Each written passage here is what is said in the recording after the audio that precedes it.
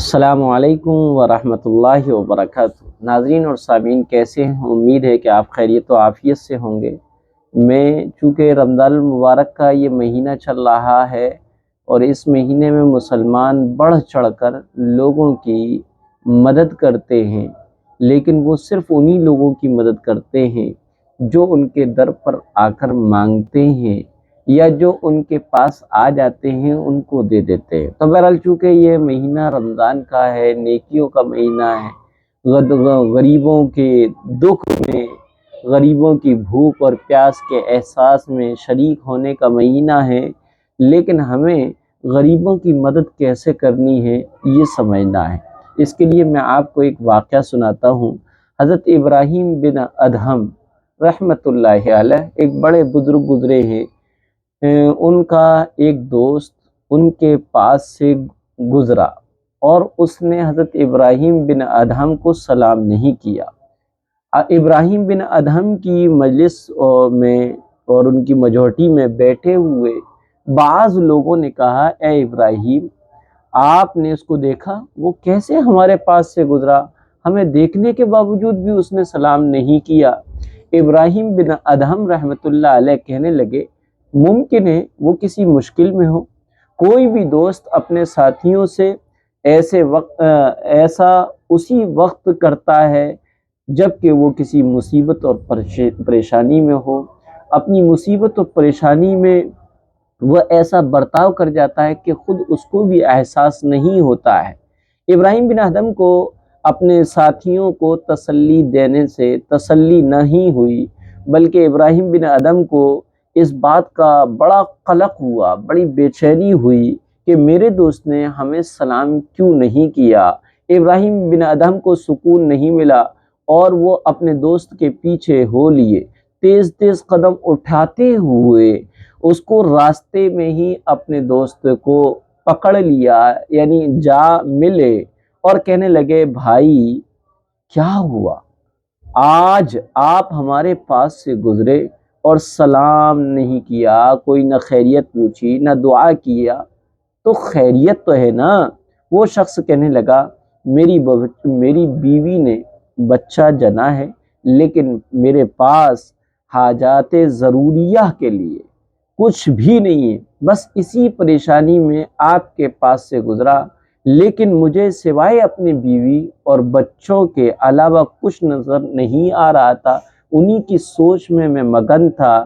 میں نے جان بوجھ کر ایسا نہیں کیا، مجھے پتہ ہی نہیں چلا کہ آپ کے پاس سے میں کب گزر گیا اور کب میں نے سلام نہیں کیا۔ اتنا کہہ کر وہ شخص پھر اپنی منزل کی طرف چل پڑا، اپنے گھر کی طرف چل پڑا۔ ابراہیم بن ادہم رحمۃ اللہ علیہ واپس پلٹے اور اپنے دوستوں سے کہا، واللہ ہم نے اپنے اس دوست پر دوہرا ظلم کیا ہے۔ ایک بار جب ہمارے پاس سے گزرا تو ہم نے اس کے بارے میں برا گمان کیا، اور دوسری مرتبہ جب ہم نے اس کو محتاج پایا، پھر ابراہیم بن ادہم رحمۃ اللہ علیہ نے 2 دینار بطور قرض لیے، 1 دینار کا گوشت، شہد، زیتون، آٹا خریدا اور دوسرے دینار کو اس سامان کے اوپر رکھا اور اس محتاج دوست کے گھر کی طرف چل دیے۔ گھر کا دروازہ کھٹکھٹایا، اندر سے نسوانی آواز آئی، کون؟ بتایا، ابراہیم بن ادہم ہوں، دروازے کے پاس کچھ سامان پڑا ہے، اسے اٹھا لیجئے۔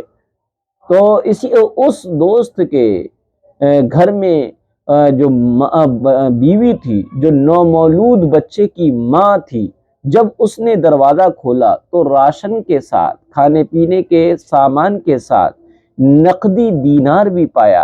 ابراہیم بن ادہم رحمۃ اللہ علیہ دروازے سے ہٹ چکے تھے اور واپسی کے قدم لیتے ہوئے کمزور اور نحیف آواز انہوں نے سنی تھی، اور وہ کمزور اور نحیف آواز جو تھی وہ اسی نومولود بچے کی ماں کی تھی، جو یہ کہہ رہی تھی، اللہم لا تنس ھذا اليوم لابراہیم ابدا۔